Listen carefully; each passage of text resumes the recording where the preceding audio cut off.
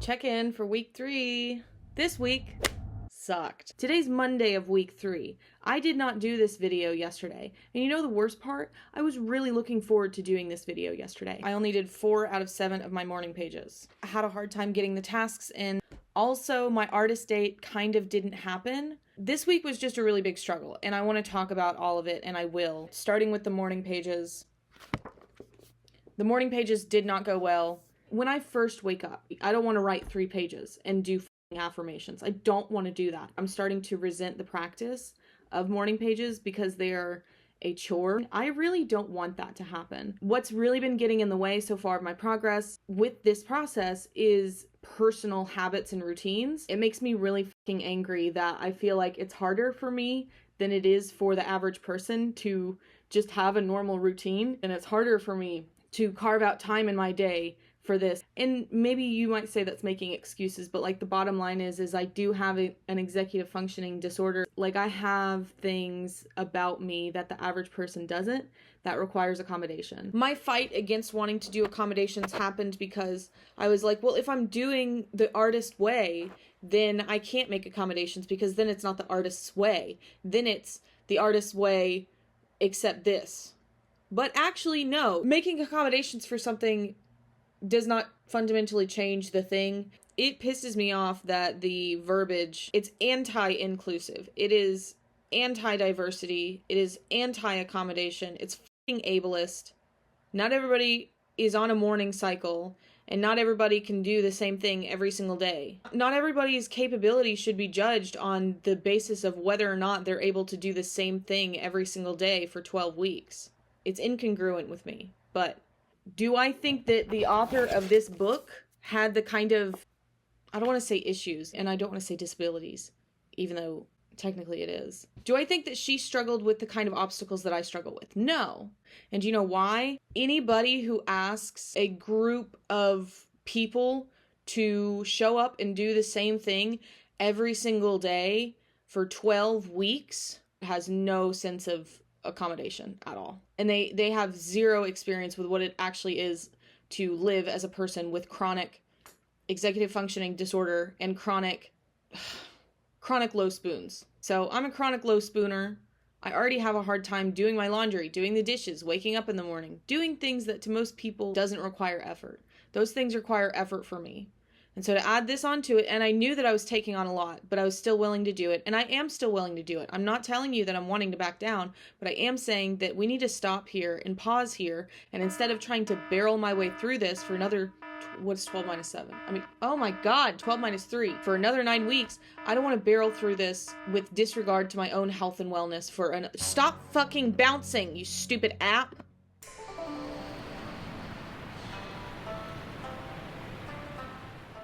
Let me not. Stop fucking bouncing! I'm busy!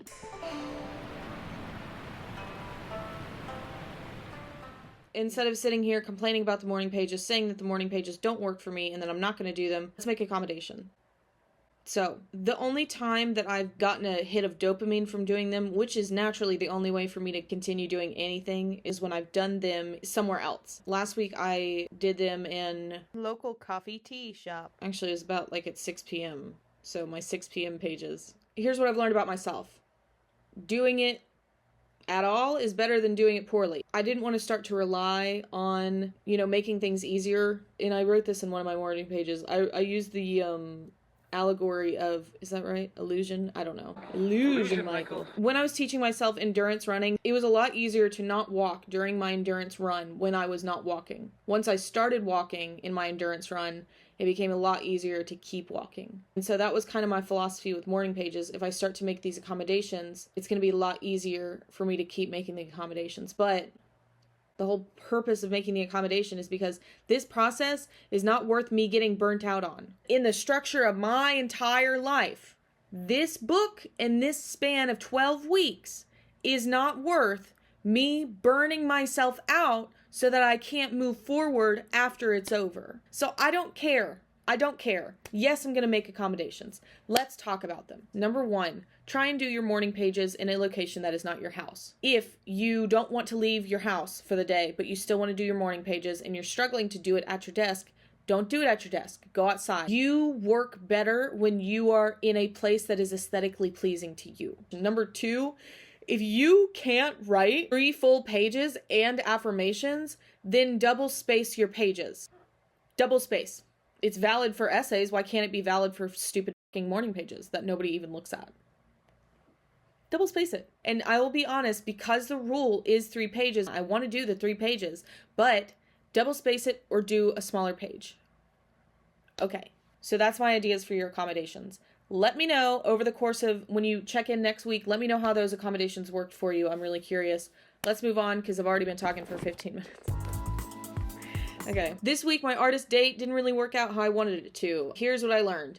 It is best to treat your artist date like a date that you are going on with another person. I'm more inclined to do things like get dressed up and show up at a certain time if someone else is relying on me to be there. When it's just me and myself, I'm a lot more likely to be lax and to kind of like bend and sway with the time. But what ends up happening, as I learned last week with my artist date, I followed my intuition on the road, which led me to Location.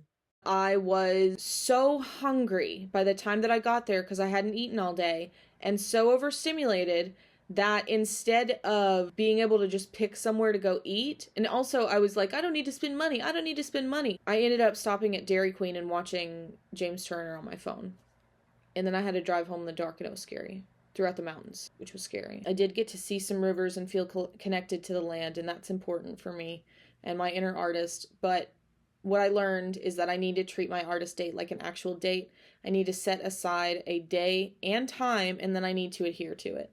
Because if I'm just going loosey-goosey, not only am I going to be late, but I'm also not going to know what to do. It is better for me to set a plan in place ahead of time and then just follow it. The accommodations for the artist date are just pick something, reserve it, and go. Don't make yourself have to come up with decisions on the day of. Don't do that. All the other issues that I had this week that contributed to my recovery journey are just basically what I've mentioned already. I just had a hard time getting everything in, and then I've been really struggling with my personal routine this whole week. I will say the tasks for this week were a lot easier than tasks for last week, and I enjoyed doing the tasks for this week, and I got them done earlier. Something else that I've noticed about the tasks, a recurring theme in the tasks is that she will say, do this, and then throughout the week, blah, blah, blah, blah, blah. I'm really struggling to do that, mostly because I forget whatever it is that I'm supposed to be doing throughout the week. I think I need to start writing that down and having that like posted where I can see, because I genuinely forget.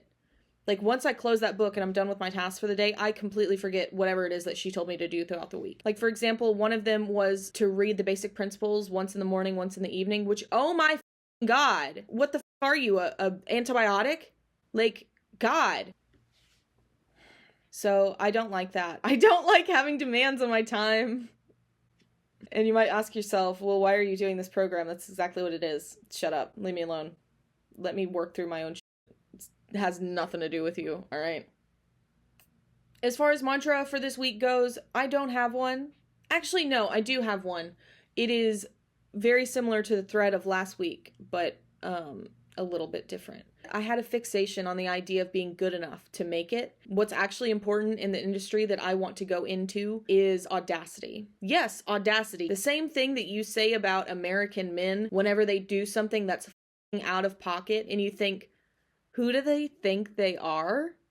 That's audacity. And that's exactly what I'm looking to cultivate. I'm not looking to treat people with audacity. I'm looking to be an artist that has audacity. I'm looking to be the type of performer that people look at what I do and they say, who the fuck does she think she is? Because I'm convinced that that's the only way I'm going to make it. So I'm going to do it. I'm probably going to regret it, but I don't care. Something else that is coming up for me this week, I've just come up with this idea of personal branding. So throughout the week, I'm going to be working on colors, fonts, aesthetics, and trying to figure out how do I implement that into not just my social media presence, which is the most accessible thing for me to do right now. Basically just creating a roadmap for my career so that when I do start to take projects on, when I start to portray certain characters, or, whatever it is that I choose to do in my performance era, I want those things to be intentional. And I think that starts now. And I think it starts with asking myself, what is my core message? What do I want to achieve with my art? Basically, what do I want to be known for? So it's a lot, it's big questions, but I think I'm ready to answer them. I think the better I get connected with my own self and my own message, the more motivated I'm going to feel, because ultimately the goal is for me to learn what it is the fuck that I'm doing, because I'm going to be honest with you.